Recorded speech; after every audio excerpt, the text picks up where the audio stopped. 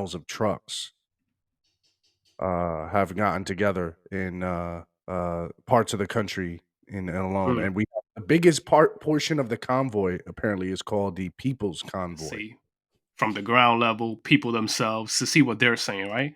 Cutting through the noise, cutting through the propaganda, cutting through the lies. Like, it's good to always hear what people themselves have to say, See man. on March 1st in time for your State of the Union address. We are very organized. I want the rest of the world to know our plans so that there's no twisting and lying about who and what we are. We just want government overreach to end.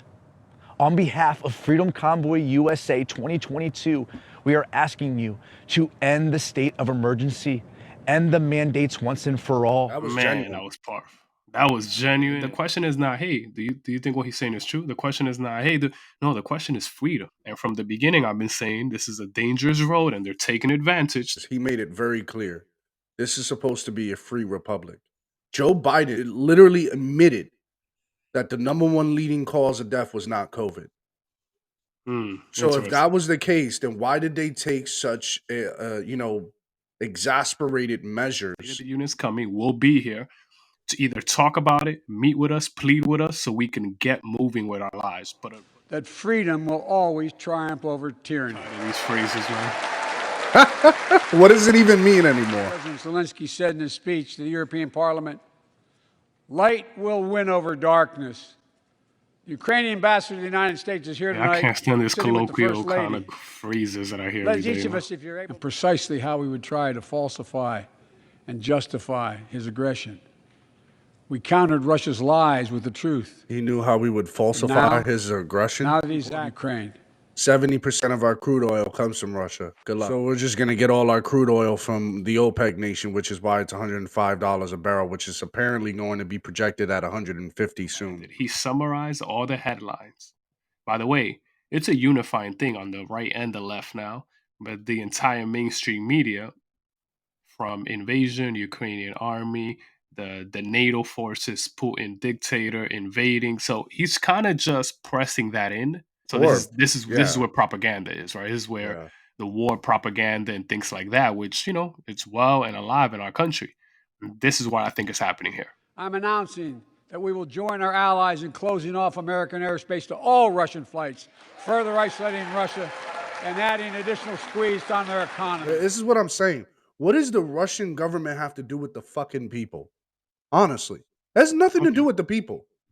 That's like so Macho. Why is he talking about this in this way? What's the agenda here in your idea, in your mind? To show that we're standing in solidarity with the Ukrainians, right? Like, forget about Putin. Russia bad. Russian people bad, right? This is the same problem we had when we were going at it with the coronavirus, right? Mm-hmm. People were depicting this is what the press was pressing in. Why call it a China virus? Because if you call it a China virus, isn't that attributing to how we're addressing Chinese people, cutting flights off, cutting distribution off from China?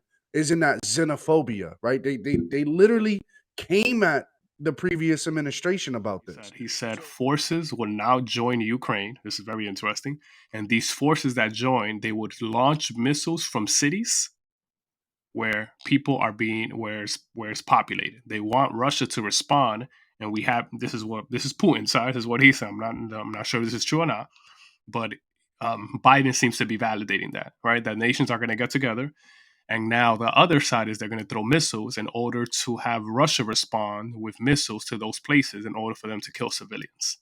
Right, so this is their goal to start. They're going into guerrilla warfare now. They're going into guerrilla warfare. So Putin actually said 2 days ago that these are the tactics of terrorists. Europe to fight Ukraine, but to defend our NATO allies in the event that Putin decides to keep moving west. To not fight Ukraine, I got that. In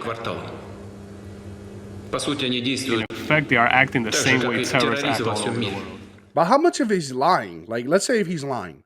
Like, if he's also propaganda. If he's lying, I think we would know. I'll tell you how. How? Because we shouldn't hear no stories about missiles being shot from Russia into those cities prior to them doing it first, right?